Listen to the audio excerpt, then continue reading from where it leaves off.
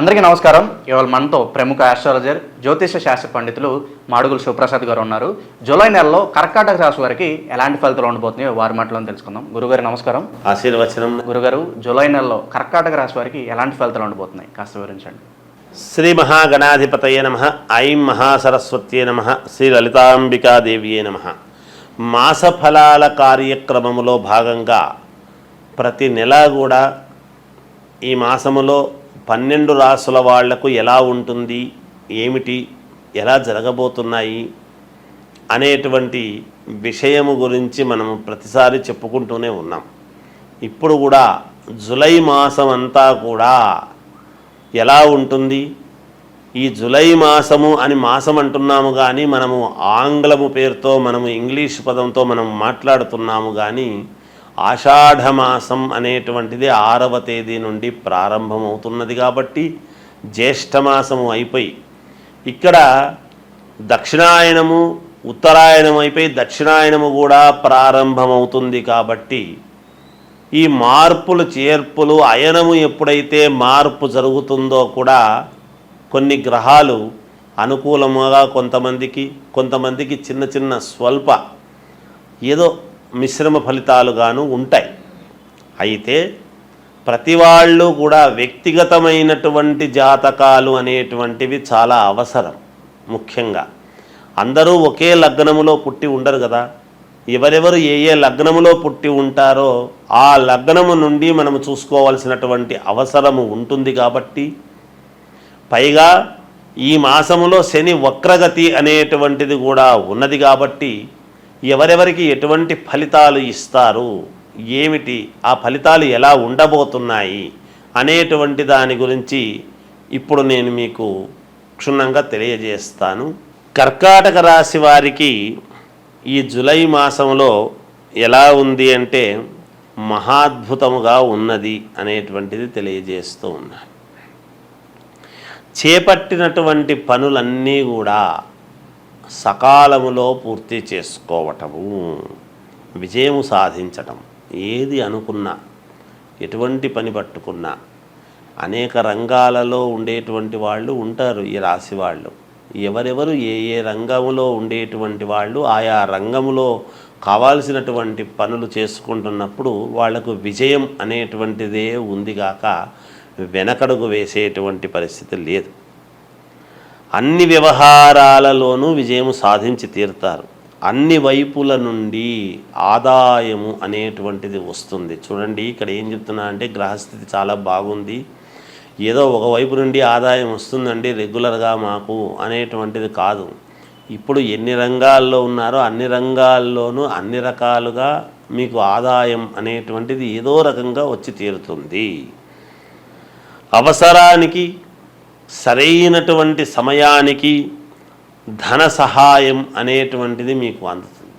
అంటే మీకు రావాల్సినటువంటి డబ్బు కావచ్చు, లేదా మీరు ఎవరికైనా ఇచ్చి ఉంటే వాళ్ళు సమయానికి మీరు ఇబ్బంది పడకూడదు అనేటువంటి అభిప్రాయంతో తెచ్చివ్వడము కానీ, లేదా ఎప్పుడో మీరు అప్లై చేసినటువంటి లోన్లు రావటము కానీ, అది లేదా మీకు కావాల్సినటువంటి వ్యక్తులు తటస్థపడి నేను చేసి పెడతానులే నీకు కావాల్సినటువంటివి అని చెప్పటము కానీ, ఇలా ఏ రకంగానైనా సరే వీళ్లకు ధనమైతే చేతికి అందుతుంది అనేటువంటిది సుస్పష్టం.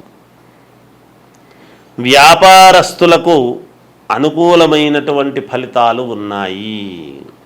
ఈ చిన్న వ్యాపారం దగ్గర నుండి పెద్ద పెద్ద వ్యాపారస్తుల వరకు కూడా చాలా అనుకూలవంతముగానే ఉంటుంది గాక. చిన్ననాటి మిత్రులను కలుసుకుంటారు. అలాగే బంధుమిత్రులతో శుభకార్యాలకు హాజరు కావటానికి సుముఖతగా ఉంటారు. అంటే ఇప్పుడు ఆషాఢమాసం కదా, ఏం శుభకార్యాలు ఉంటాయబ్బా అని అనుకోవచ్చును. కానీ అలా కాదు. కానీ పుట్టినరోజు వేడుకలు కానీ ఇలాంటివి ఏవో ఉంటాయి కదా, వార్షికోత్సవాలు కానీ, ఇప్పుడు ఒక సంస్థ పెట్టి ఇన్ని రోజులు అయ్యింది అన్నప్పుడు ఆషాఢమాసం కాబట్టి చెయ్యము అనడానికి ఉండదు. ఆ సంస్థ ప్రారంభించిన రోజు సరిగ్గా ఇప్పుడు సమయానికి అయింది అన్నప్పుడు ఒకవేళ చేసుకోవటము. అంటే ఆషాఢమాసంలో ఎలా చేస్తామనుకోవచ్చు. అంటే కొంతమంది ఏదో ఉంటాయి, ఇవి అవే అని కాదు. అలాంటి ఏవో శుభకార్యాలలో పాల్గొనడం అనేటువంటిది జరుగుతుంది గాక. ఫైనాన్స్ వ్యాపారస్తులు ఆశించినటువంటి లాభాలు పొందుతారు. ఫైనాన్స్ డబ్బు ఎవరికైనా ఇచ్చే రుణాలు ఇచ్చేటువంటి వాళ్ళు ఉంటారు. ఆ ఫైనాన్స్ వాళ్ళు చాలా అనుకూలంగా ఉంది. కుటుంబ వాతావరణం అంతా కూడా చాలా ఉత్సాహవంతముగా ఉంటారు. ప్రయాణాలలో ఆర్థిక లాభాలు అనేటువంటివి కలుగుతాయి. స్థిరాస్తి క్రయ విక్రయాల వలన మంచి లాభాలు పొందుతారు. స్థిరాస్తులు అంటే భూములు ఏముంటాయి, ఇళ్ళు కానీ భూములు కానీ ఇట్లాంటివన్నీ ఉంటాయి కదా. ఇవన్నీ కూడా వీటిల్లో మీకు మంచి లాభాలు వస్తాయి అనేటువంటిది ఉన్నది. సంతానపరంగా శుభవార్తలు వింటారు. అంటే సంతానపరంగా శుభవార్తలు అంటే సంతానం కావాల్సినటువంటి వాళ్లకు సంతానం కలుగుతుంది అని కానీ, లేదా సంతానం ఉండేటువంటి వాళ్లకు ఏదో ఫారిన్ వెళుతున్నాడు అనో, లేకపోతే పెళ్లి ఖాయం కావడమో, లేదా ఉద్యోగం రావటమో, ఇలాంటివి ఏవైనా కావచ్చు కాక ఆరోగ్య విషయములో శ్రద్ధ తీసుకోవటము చాలా అవసరము ఈ రాశి వాళ్ళు అనేటువంటిది తెలియజేస్తున్నాను. జయోస్తు. అలా గురుగారు, జూలై నెలలో కర్కాటక రాశి వారు ఎటువంటి పరిహారాలు చేసుకుంటే వీళ్ళు శుభ ఫలితాలు పొందుతారు? వీళ్ళు పరిహారాలు ఎటువంటివి చేసుకుంటే బాగుంటుంది ఈ కర్కాటక రాశి వారు అంటే, మీ ఇంటి దేవుణ్ణి ఆరాధించుకోండి, మేలు జరుగుతుంది గాక. జయోస్తు. జూలై నెలలో కర్కాటక రాశి వారికి ఎలాంటి ఫలితాలు ఉంటాయో తెలియజేసినందుకు ధన్యవాదాలు గురుగారు. ఆశీర్వదించండి. అందరికీ నమస్కారం. ఇవాళ మనతో ప్రముఖ ఆస్ట్రాలజర్, జ్యోతిష శాస్త్ర పండితులు మాడుగుల శివప్రసాద్ గారు మనతో ఉన్నారు. డిప్యూటీ సీఎం పవన్ కళ్యాణ్ గారు ప్రజెంట్ వారాహి దీక్షలో ఉన్నారు. అసలు ఈ వారాహి దీక్ష అంటే ఏంటి, ఇది ఎలా చేస్తారు, చాలామందికి సందేహాలు ఉంటాయి. ఇప్పుడు ప్రజెంట్ పవన్ కళ్యాణ్ గారు ఈ దీక్ష చేయడం వల్ల అసలు ఈ అమ్మవారి దీక్ష గురించి ఇప్పుడు చాలామంది మాట్లాడుకుంటారు. వారాహి అమ్మవారి దీక్ష గురించి గురుగారు మాటలను తెలుసుకుందాం. గురుగారు నమస్కారం. ఆశీర్వచనం నాయన. గురుగారు, వారాహి దీక్ష ప్రజెంట్ పవన్ కళ్యాణ్ గారు ఆ దీక్షలో ఉన్నారు. అసలు ఈ దీక్ష ఎలా చేస్తారు, అసలు ఈ దీక్ష విశిష్టత ఏంటి, చాలామంది చాలా సందేహాలు ఉన్నాయి. మీ మాటలోనే వస్తాయి, చెప్పండి గురుగారు. శ్రీ మహాగణాధిపతయ నమః. ఐం మహాసరస్వత్యే నమః. శ్రీ లలితాంబికాదేవ్యే నమః. పవన్ కళ్యాణ్ గారు వారాహి అమ్మవారి యొక్క దీక్షలో ఉన్నారు. ఆయన దీక్ష మొదలు పెట్టారు అనేటువంటిది ఆయన వేషధారణలో తెలుస్తూ ఉన్నది. ఇక్కడ వారాహి దీక్ష అనేటువంటిది చేయటం అనేటువంటిది మహోన్నతమైనటువంటి అదృష్టముగా భావించాలి. అందరూ చేయగలుగుతారు అని అనుకోలేము. ఎందుకంటే వారాహి అమ్మవారు అని అంటే మనకు శ్రీ లలితాంబికాదేవి దగ్గర ఆమె ప్రతిరూపాలలో ఒక రూపము ఈ వారాహి అమ్మవారు అనేటువంటిది. తర్వాత మనం చెప్పుకోవాల్సినటువంటిది ఏమిటంటే, భూములకు కానీ కుజుడి యొక్క ప్రభావము దీని మీద పట్టు చాలా ఉంటుంది. ఎప్పుడు కూడా వారాహి అమ్మవారు దీక్ష అనేటువంటిది ఎవరైతే చేస్తారో చాలా శక్తులు వస్తాయి. చేసే విధానములో ఉంటుంది ఏదైనా కూడా. సరే, ఎలా చెయ్యాలి అనేటువంటిది చెబుతాము. చేస్తే వచ్చేటువంటి ఫలితం ఏమిటో ముందు చెప్పాలి కదా. అందువలన అమ్మవారి అనుగ్రహము పరిపూర్ణముగా మన యందు ఉంటే తప్ప మనకు ఆ అదృష్టం అనేటువంటిది, దీక్ష చేపట్టాలి అనేటువంటి మనస్సు కలగటం అనేటువంటిది కూడా అమ్మవారి అనుగ్రహము ఉంటేనే జరుగుతుంది. ఆయన ఒక రథం, వారాహి చైతన్య రథం అనేటువంటిది పెట్టుకొని దాంట్లో ఎప్పుడైతే వారాహి ఎన్నికల ప్రచార రథముగా ఎప్పుడైతే వారాహి అని పెట్టారో అప్పుడే ఆయనకు విజయం అనేటువంటిది కలిగినది. ఇప్పుడు ఆయనకు విజయం కలిగిందా లేదా, మరి ఆంధ్రప్రదేశ్ ప్రజలు ఆయనకు పట్టం కట్టారా లేదా అనేటువంటిది నేను కొత్తగా చెప్పాల్సింది ఏముంది, ప్రజలే అంగీకరించారు కదా. అంటే అలా అందరి మనస్సులను కూడా వారాహి అమ్మవారు అలా మార్చేసి అయస్కాంతములాగా అలా ఆ వ్యక్తి దగ్గరికి తీసుకువెళ్ళడం జరిగింది. ప్రజానీకారిని అంతా కూడా ఆయన ఆయనకు మొదట కూడా ప్రజలు చాలా ఎక్కువ మంది ఆయన్ను చూడంగానే వస్తారు, గౌరవిస్తారు, అది సంగతి సరే. కానీ విజయం అనేటువంటిది వారాహి అమ్మవారి యొక్క ఆ వాహనము మీద ఎప్పుడైతే ఆయన ప్రచారము అనేటువంటిది చేశారో ఎక్కి, దాన్ని పరమ పవిత్రముగా ఆయన చూసి ఎప్పుడైతే వాడుకున్నారో ఆయనకు ఆ విలువలు తెలుసు కాబట్టి, ఎలా చేస్తే ఏమిటి అనేటువంటిది ఆయనకు బాగా క్షుణ్ణంగా ఆ విలువలు తెలుసు కాబట్టి ఆయన ఆ దీక్ష తీసుకోవడం జరిగినది. మనకు ఉండేటువంటి కష్టాలు దొరుకుతాయి, భూముల పరంగా ఉండేటువంటి ఇబ్బందులు దొరుకుతాయి, జనాన్ని బాగా ఆకర్షింపజేసేటువంటి విధానముగా ఉంటుంది, అందరూ ఒక్కసారిగా మన వైపు చూసేటువంటి విధానముగా ఉంటుంది అమ్మవారి దీక్ష వలన.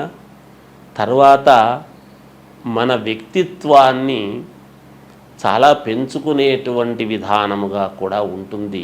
మన నడవడికలో చాలా మార్పులు వస్తాయి, మన మాట తీరులో మార్పు వస్తుంది. పరిపూర్ణమైనటువంటి వ్యక్తిగా, మూర్తీభవించినటువంటి వ్యక్తిగా తీర్చిదిద్దడానికి ఉపయోగపడుతుంది. ఇది అందరికీ అవసరమే. నిజంగా కూడా వారాహి అమ్మవారి దీక్ష తీసుకుని అందరూ కూడా సంతోషంగా చేసుకుంటే పుణ్యమైనటువంటి విధానమే. సరే, ఎప్పటి నుంచి ఎప్పటిదాకా తీసుకోవాలి అంటే, మామూలుగా గుప్త నవరాత్రులు అనేటువంటి భావన వచ్చినప్పుడు అమావాస్య అయిన మరుసటి రోజు జూలై 6వ తేదీ నాడు గనక మనము వేసుకొని మాల పౌర్ణమి వరకు ఉండటం అనేటువంటిది ఒక పద్ధతి. లేదా 11 రోజులు ఏకాదశి వరకు ఉండటం ఒక ఆనవాయితీ. ఆ తర్వాత 21 రోజు, 27 రోజులు, 41 రోజు, 54 రోజులు, 108 రోజులు మీరు ఉండగలిగినటువంటి పద్ధతి ప్రకారముగా వేసుకొనవచ్చును.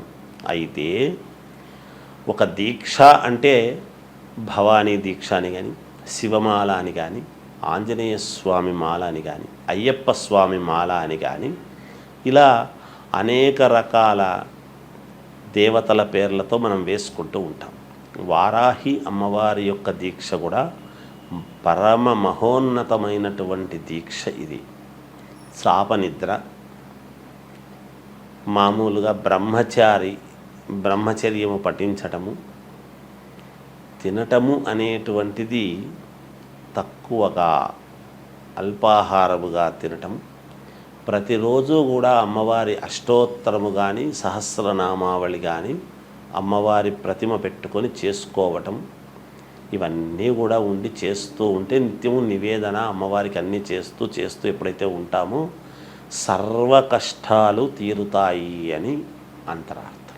దాని యొక్క విధానము ఉండేటువంటిది. అందువలన పవన్ కళ్యాణ్ గారు చేసుకున్నటువంటి ఆయన యొక్క మాల వేసుకున్నటువంటి విధానము, ఆయన దీక్ష అంతా కూడా విజయవంతమే అవుతుంది అని నేను ఆశిస్తున్నాను. బాగుంటుంది. అందరూ కూడా ఎవరెవరి అవసరాల ప్రకారముగా వాళ్ళు వేసుకొని అమ్మవారి కృపకు పాత్రులు కావాలి అనేటువంటిది తెలియజేస్తూ జయోస్తు. అమ్మవారి ఆశీస్సులతో పవన్ కళ్యాణ్ గారు భారీగా విజయం సాధించారు. దీంతో ఈ దీక్ష గురించి చాలామందికి తెలుసుకోవాలనే ఒక కుతూహలం అయితే ఏర్పడింది. అయితే ఈ వారాహి దీక్ష అనేది ఎలా చేయాలి, దీనివల్ల కలిగే ఫలితాలు ఏంటో తెలియజేసినందుకు ధన్యవాదాలు గురుగారు.